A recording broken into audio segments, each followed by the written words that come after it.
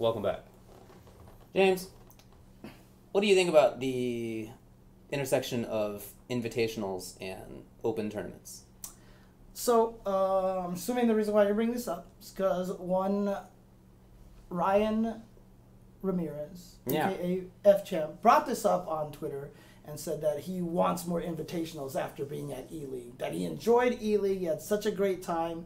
He felt like they were treated well there. They definitely got the red carpet treatment from everybody. I forgot who it was. They even like showed a picture of like the guy at the airport to drive them with the sign. That's right. You know, that was Justin. Yeah. So like, the guy was like, "I'll carry your luggage for you" and stuff like that. So and so F-Champ was just like, "I want more invitationals, brah." And then some people started talking about like, this is kind of like the path it seems like it's just going to go. It's just going to become mostly invitationals, and the open tournament era is going to disappear. And F-Champ's like, I'm not saying get rid of open tournaments. I want it 50-50, kind of a thing like that. But there's definitely a concern because those open tournaments are where people make the name for themselves. Sure. That's the true nature of this sport, of this esport, is the competitive aspect of it. And the fighting game community kind of prides itself on that kind of aspect of that open tournament kind of situation. Ooh. I held it in after hearing sport and then esport, and I just couldn't. I know. Couldn't do it. I know. Couldn't do it, James. I almost was there. Anyway. I don't want it to be 50-50. No. I would prefer it to be more opens than invitationals. However, again, there's two ways I look at it, right? Poker is definitely very fighting game where the good stars become kind of celebrities and they get asked to go to invitationals. You have those shows like Poker After Dark, World Poker Tour, all these different things. They always invite like the good players and whatever like that, or most of the time the good players are the ones who can afford to go in, right? So because it's usually the buy-ins usually like ridiculous amount of money and stuff like that. But then there's also tennis, right? Tennis is like nothing but open tournaments, and there's a couple of invitational stuff, and it's less. Yeah. I would rather go the tennis route because to me, I feel like fighting games are about that competition. It's always about that open format. And again, you don't get to make a name for yourself by winning nothing but invitationals, in my opinion. Yes, the invitationals are hype because it's always the players that you want to see, etc., but I want to see more players. I want to see players who will become the players to see. You know what I mean? And I don't want somebody who is popular stop practicing and he just keeps getting invited to invitationals because he's popular and just like half-asses his way through matches. Totally. So I'm definitely more pro on the open format, and I hope it stays. So someone in the chat typed 90-10. I don't know if it's 90-10, like maybe 85-15 or something like that, maybe even 80-20. I understand the appeal of invitationals. Yeah. And I understand that a lot of these pro players are just like, they travel everywhere, they work super hard. Look what the CPD has done to some of these guys. Like literally they're just like, I mean, like if you saw PR Rogs travel that one year, GamerBees travel the other year, and like last year everyone's traveled, it is literally Street Fighter 2. Japan, Brazil, USA, Russia, like it's literally what they're doing. And so I can see why being able to go to an invitational where they're like, let me do you want some grapes? like I can totally get why that's very, very nice. It's not just nice for them. I mean, it's nice. Right. USSR. Anyways, go ahead. Yeah, that's right. It's also nice for the organizers. Yeah. Because it's easier to plan. Mm-hmm, mm-hmm. It can be less money to throw an event. Even if you're bringing in players, you don't have to rent like a giant warehouse. Right. Like you don't have to get like a giant Evo ballroom. Right. And sorry to cut you off, but like, you remember when we did Aftershock? Yeah. Like Seglia was just super happy because we knew all the competitors and you could put together pieces. It's like an easier production. Right.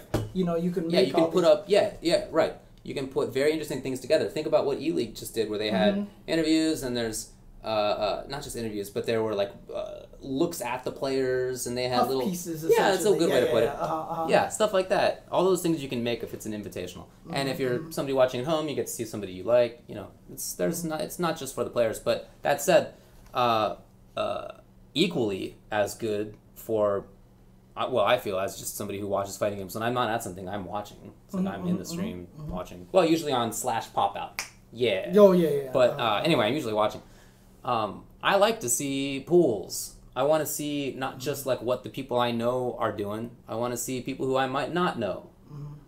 You know, or I might think about what just happened at final round. I was only there for a day, but in like one commentary block, Knuckly almost lost and somebody almost lost. Almost lost. It was like very close. That's awesome. Yeah. And I would think, I think I would be bored if it was NuckleDu versus Tokido or 5 other people every week. Yes. I think that would, I just would stop caring. I agree. Yeah. I like those guys a lot, but I mean, come on. I want to see other things too. So, even on top of the things that you mentioned, I like, you know, very important, I think, for FGC culture to have opens. Even on top of that, I want to have opens because I would get bored by invitationals. I like to have new people playing. I want to have new people who I can see. And, you know, it's important to have a spot where you can get new players on those big screens, you know, where those big moments. The dude who almost beat Momochi, Brian F. He's amazing. He's an he amazing just won, tech monster. Yeah. He just won Chicago's Red Bull thing. Oh, did he? Oh, like okay. Yeah.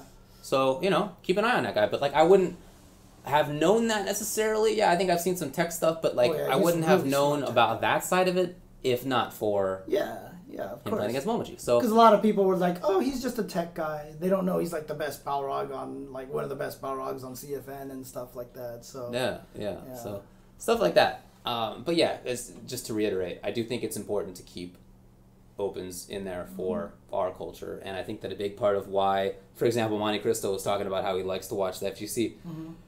I feel like a big part of that is related to that culture of openness. Anybody can take on anybody else. It's all in the game. There are very few gods, right? Yeah, exactly. Maybe Daigo. I don't know if that's true anymore, but like, there's very few. Daigo at final round was just walking around in circles, and like there was one point in time where he just looked like a lost puppy. Like he was just kind of walking around, like kind of looking around. No one's harassing him. And I remember at Evo, even he was in the stands watching, and he was just sitting in a corner by himself. Like it's not like that. The culture is not about this kind of worship kind of thing. And, you know, that's the other thing that I'm afraid of, too. Like, I'm not going to lie. Like, I'm worried that if it's all invitationals, that some of those top players might get a little soft. That it might get to that point where they're just, like, they want VIP rooms and stuff like that, you know? Oh, like that kind of soft. I thought there's probably some truth in that. But on top of that, what if they only play against, like, 10 other people for a year? Right. And then it's like, all right, time for the open, and like Joe Schmo, meanwhile, has been like killing the open circuit, and like now he gets to play against whoever for the first time, and that other guy's only played against 7 people. What if he's soft in game too? Because like I mean, like probably not, but I don't want to take the risk. If top players are used to going to events and having people fix meals for them and like pick them up with limousines and everything like that, are they just gonna? Is that what they kind of want? You know, I mean. For me, in order for invitationals to work well alongside open tournaments, is I like what South by Southwest did. I like what ELEAGUE did, in that they have unique formats. Yeah. I like the idea of the unique formats. If they can come up with like some interesting formats, I think that works out really well. I think that would work out really well. Like, I wouldn't want to see an invitational that's just straight up bracket. I mean, like, something like Red Bull Kumite kind of does that. But, like, I would like to see it a more interesting. Like, I like the pools kind of thing. I like that concept because then you get more matches out of those players. It's not like one guy is just going to go 0-2 and they're gone, right? Yeah. Like, even if you go 0-7, you got to see them play 7 times, right? Like, agreed. I think that's really kind like of interesting. Too. So... You know, not to shout down Red Bull Kumite or anything like that. I'm sure it'll be a good event. I think coming up with different formats makes it more interesting. So, I'm definitely with you, and I don't want. Shout outs to Grim XD. I don't want to be sectioned off. You know, I don't need a fancy hotel room. I don't want like be weird. Like I'd feel weird about some guy picking me up from the airport and insisting me carry my luggage. No, man, it's cool. I mean, I kind of make it a point whenever we're on break from commentary that I walk around. Yes, and so when we were at South by, right, there was a like back room right? And players were practicing back there. But there was also a stream, and there were comfy chairs. And we could have just hung out there in the back room and just watched things without any of the plebs to bother us. But we came outside. Stupid. They gave us food back there, and we took the food out. Esports food. We ate it on the chair, and people would come up to us and say hi to us. Yeah, we just chatted like and stuff. And like, I feel like that's part of the FGC culture. Yeah. And I don't want to lose that kind of thing, and I think that's important to maintain that kind of thing. So. Yes. Yeah. Agreed. So. It's just video games, folks. Ultimately. Agreed. Just some people playing. It's just game. Why you have to be mad? What is that from? Ilya Bryzgalov, a goalie in the NHL. Oh, really? It's a classic video. I forget even what the situation is now, but he has this thick Russian accent. Okay. And somebody's pissed at him in the game, and right. somebody was fighting, whatever, and that was his interview. Somebody was interviewing, like, hey, what do you think about this? And he was just like, it's just game. Why you have to be mad? That's awesome. Sick. Shout out to Ilya. That's awesome. Okay, cool. Oops, I forgot to change the highlight here. It's actually bad for me to forget to change the highlight because that actually helps me edit these videos a lot easier. Buddy. I'll tell you that right now. His only game. His only game. Why you have to be mad? Right, way in the back of the throat there. Yeah. Of course, and you have to eliminate all thes and a's. There's no needs for articles in Russian. You don't like the word pleb? Pleb not cool enough? Pleb. Is pleb weird? Peons. The peons. Peons, yeah. Okay. Alrighty, well. That's kind of how I feel about that invitation. Okay. Let's talk about this NRC DLC thing. Yeah, so there's a conversation on Twitter today among many members of the NetherRealm community, MK, Injustice community. Tell me the backstory, because I am actually not sure. as aware of this. So it just started today. I'm not sure why in particular today. Okay. But Pig of the Hut put out a poll that was basically, would you like to ban characters as they are released for DLC? Not permanently, but some period of time. Right. Historically, NRS games have had very polarizing DLC. Ass or super good. Right. Martian Manhunter, Tanya, right? Alien. Alien. A lot of people thought Injustice, Scorpion Injustice. I don't know if that was true necessarily, but in any case, a lot of people were mad about it. It's happened many times. Many times. And in a bunch of NRS games until like the final patch comes out. Like right now, the characters who are DLC are not like better. Right. They ended up good. But that takes a while, and for a long time they are like the best. Yeah, CEO had like 5 Tanyas in the top 8. And they patched it before EVO so they wouldn't have 5 Tanyas at EVO. Right. So they literally patched it in the 2 weeks between CEO and EVO. Yeah. So, should they be disallowed for a period of time? And I think it's a good question because it's not something that you can just apply other games' logic to. When other games come out with new characters, they tend to be better balanced internally. Or they make sure that the characters are not crazy strong. That's what Street Fighter V is doing. Right. But it's not just Street Fighter V. A lot of other games in the past have done that same thing. Not go crazy with a new character. That's the thing. That's the question right there, is that does NRS have other motives? Because Maybe. In a non-esports environment, it's actually good strategy to release characters that are super powerful in patches. Because if you're getting blown up by them, you're going to be like, well, damn it, I want to use this character too. So you end up buying the character, right? I mean, this is an actual strategy. This is not like... not a conspiracy theory. This is something that people have done in the past for less competitive games.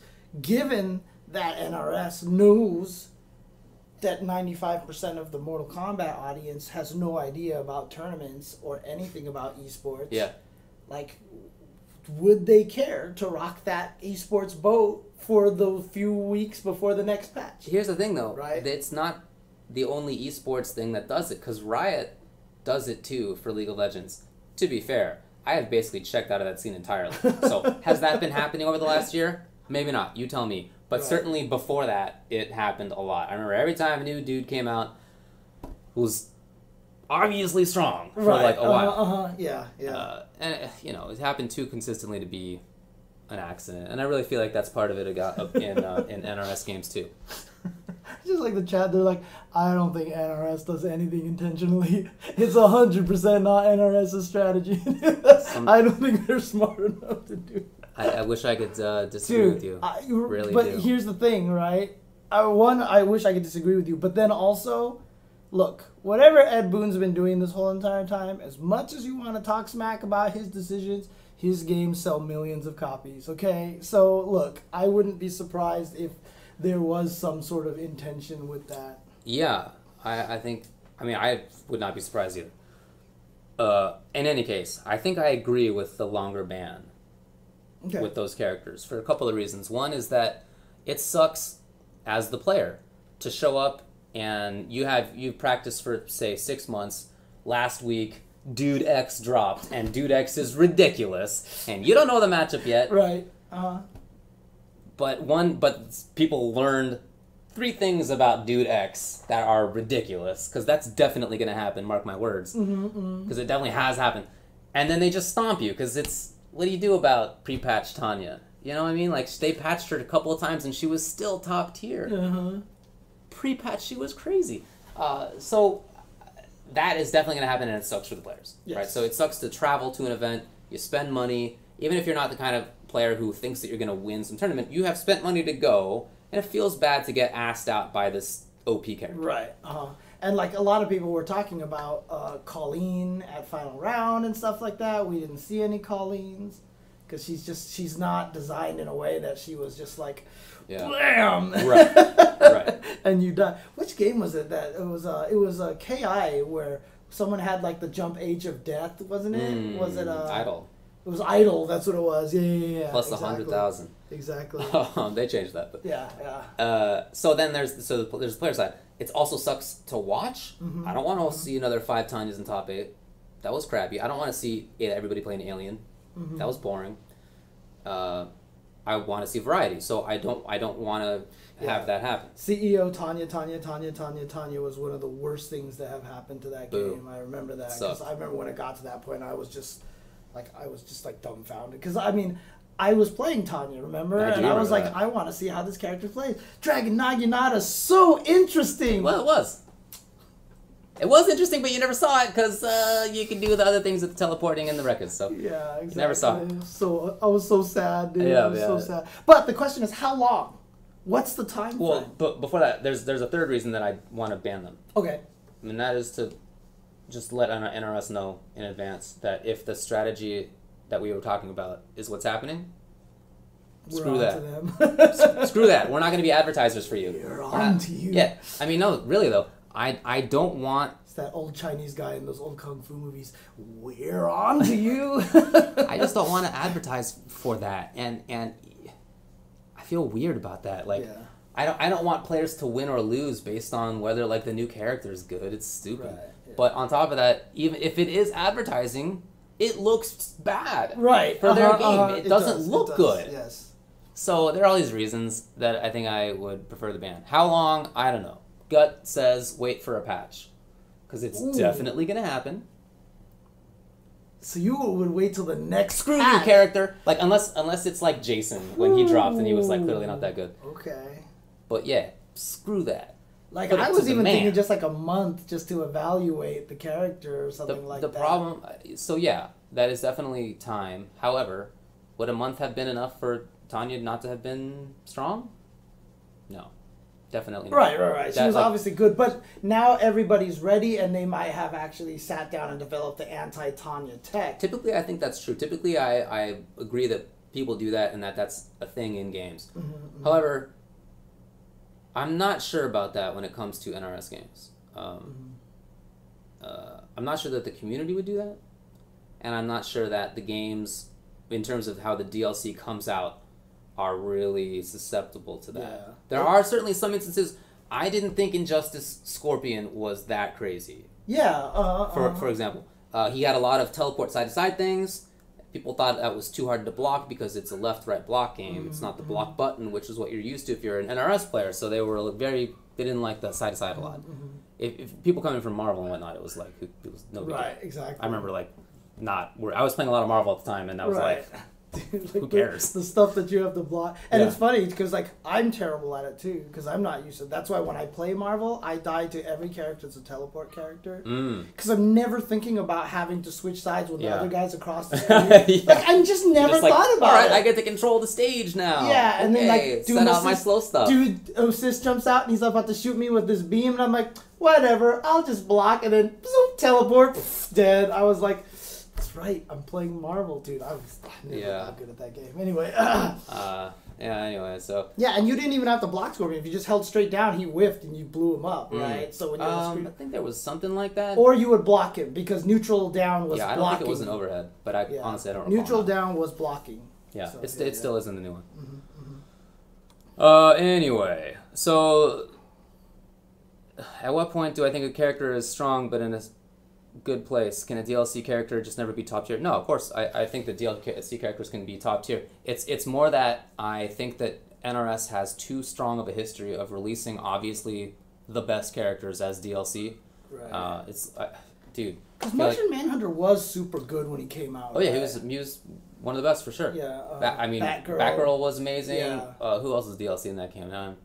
Like some of them were ass. Lobo was just like. Lobo turned out not to be that bad. Oh really? But he wasn't top tier for sure. Yeah. In any case, it's not always true, but I feel like it is often the case, and I just tired of it.